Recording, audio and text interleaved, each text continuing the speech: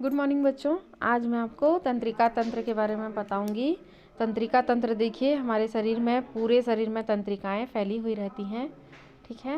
और तंत्रिकाओं का ही भाग मस्तिष्क और मेरुरज्जु होता है। तंत्रिका तंत्र के अंतर्गत मस्तिष्क आता है, ठीक है। तंत्रिका तंत्र का मेन काम होता है हमारी शरीर की सभी सूचनाओं को मस्तिष्क तक पहुंचाना और उसके अनुसार पालन करना, ठीक है।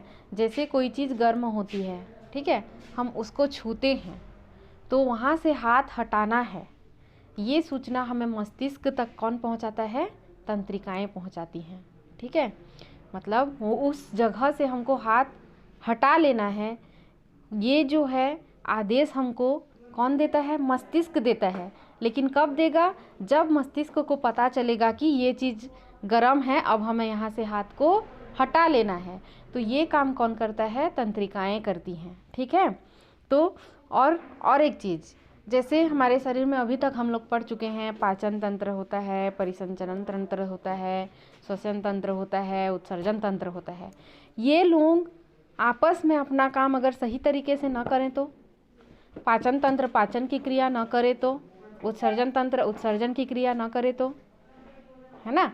तो इन सब को सुचारू रूप से चलाने के लिए हमारे शरीर में तंत्रिकाएं पाई जाती हैं, ठीक है, जो सभी चीज़ों में आपसी तालमेल बनाकर शरीर को चलाती हैं, ठीक है। तो हमारे तंत्रिका तंत्र के प्रमुख अंग होता है मस्तिष्क, मेरुरज्जु और तंत्रिकाएं और संवेदी अंग, ठीक है। तंत्रिका तंत्र में 4 चीज़ें होती हैं। तंत्रिकाओं का काम वही होता है सूचनाओं को मस्तिष्क तक भेजना। मस्तिष्क का काम क्या होता है? देखो, हम जो खेलते हैं, पढ़ते हैं, सवाल का हल करते हैं, ये हम सोच समझ कर अपनी इच्छा के अनुसार करते हैं। इसका नियंत्रण कौन करता है? मस्तिष्क करता है। सोचने समझने की शक्ति, तर्क करने की शक्ति, ये सब हमें मस्तिष्क से प्राप्त होती है। मेरुरज्जु का काम होता है, जैसे हमें कोई सुई चुभ होता है तो हम तुरंत वहाँ से हाथ को हटा लेते हैं। वो चीज़ मस्तिष्क ना करके हमारी मेरुरज्जु करती है। मेरुरज्जु हमको तुरंत आदेश देता है कि वहाँ से अपने हाथ को हटा लेना है, ठीक है। मतलब जो अचानक होने वाली चीज़ें होती हैं वो किसके द्वारा कंट्रोल होती है? मेरुरज्जु के द्वारा कंट्रोल होती है, ठीक है। वही जो अभी गरम वाला मैं बोल रही थी ना, वो भी मेरुरज्जु। अचानक वाला जो होगा ना, कोई भी मतलब जो चीज़ हमारे शरीर में अचानक होती हैं, जैसे पैर में कांटा अचानक चुभ जाता है तो हमारा पैर ऑटोमेटिक उठ जाता है, या फिर मच्छर काटते रहता है तो दूसरा हाथ उठ के थप से मच्छर को मार देता है, मारने की कोशिश करता है। तो वो काम क्या कौन करता है? मेरुरज्जु करता है, ठीक है। मेरुरज्जु जो होता है, जो हमारे शरीर में अचानक होने वाली क्रिया के प्रति प्रतिक्रिया देता है, ठीक है।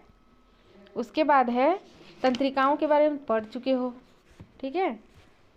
यहाँ पे देखो, आपके पैर में जब कांटा गड़ जाता है, आप अपना पैर तुरंत उठा लेते हैं। यह कार्य उतना तेज़ी से होता है जितना बिजली का बटन दबाते ही बल्ब जल उठता है। इन क्रियाओं का नियंत्रण मस्तिष्क नहीं करता है, मेरुरज्जु द्वारा होता है, ठीक है। मस्तिष्क और मेरुरज्जु से धागे के समान अनेक रचनाएं निकलकर संवेदी अंगों और शरीर के अन्य भागों में फैली होती हैं। इन्हें तंत्रिकाएं कहते हैं। समझ में आ रहा है? मस्तिष्क और मेरुरज्जु से धागे के समान छोटी छोटी रचनाएं निकली होती हैं, जो संवेदी अंग और शरीर के अन्य भाग में पूरा फैली होती है। इसी को क्या कहते हैं? तंत्रिकाएं कहते हैं। तंत्रिकाओं का काम होता है सूचनाओं का आदान प्रदान करना। वही है, तंत्रिकाओं से ही हमें सूचना का आदान प्रदान होता है। देखो, किसी व्यक्ति को अगर लकवा मार जाता है ना, अच्छे से समझने की कोशिश करना। किसी व्यक्ति को अगर लकवा मारता है तो उसका एक तरफ का हाथ या पैर काम नहीं देता है ना, सुने होगे आप लोग। उसके शरीर को छुओगे तो भी उसको छूने का एहसास नहीं होता है, इसलिए कि वहाँ उसके शरीर की उस भाग की जो तंत्रिकाएं होती हैं वो मृत हो गई होती हैं, मर गई होती हैं। तो वो सूचनाओं को जो है मस्तिष्क तक नहीं पहुंचाती है, और मस्तिष्क तक नहीं पहुंचाती है इसलिए वो अपने हाथ पैर को हिला डुला नहीं सकते हैं। यही काम होता है तंत्रिकाओं का, सूचनाओं का आदान प्रदान करते हैं, ठीक है। समझ में आया? उसके बाद है संवेदी अंग, ठीक है। संवेदी अंग हमें किसे किसे कहते हैं संवेदी अंग? देखो, आँखों से प्रकाश का, कानों से ध्वनि का, नाक से गंध का, जीभ से स्वाद का और त्वचा से स्पर्श का अनुभव होता है। अतः आँख, नाक, कान, जीभ और त्वचा हमारे संवेदी अंग हैं। ठीक है, संवेदी जहाँ से हमें संवेदना प्राप्त होती है। ठीक है, जैसे हमारी आँखों में अगर ज़्यादा लाइट आता है ना, तो हमारी आँखों की पुतलियाँ फैल जाती हैं, और कम लाइट अंधेरे में घुसोगे तो हमारी आँखों की पुतलियाँ ज़्यादा प्रकाश में पुतलियाँ सिकुड़ जाती हैं और अंधेरे में फैल जाती है। ठीक है, नाक से हम सूंघने का काम कर लेते हैं। तो ये सब चीज़ क्या है, हमारे शरीर के संवेदी अंग हैं। ठीक है, उसके बाद है लास्ट, अच्छा, शरीर में ये क्वेश्चन है, शरीर में सूचनाओं का आदान प्रदान करने वाले धागे को क्या कहते हैं? तंत्रिकाएं कहते हैं। तंत्रिका तंत्र के प्रमुख अंग और संवेदी अंगों के नाम लिखिए। प्रमुख अंग में मस्तिष्क, मेरुरज्जु, तंत्रिकाएं और संवेदी अंग होते हैं। और संवेदी अंग कौन कौन होते हैं? आँख, नाक, कान, जीभ और त्वचा होता है। और इसका चित्र भी बना लीजिएगा। उसके बाद है प्रजनन तंत्र। प्रजनन किसे कहते हैं? अपने समान जीवों को उत्पन्न करना प्रजनन कहलाता है। ठीक है, जैसे मुर्गी के अंडे से जो चूजे निकलते हैं, बड़े होकर मुर्गा या मुर्गी ही बनता है।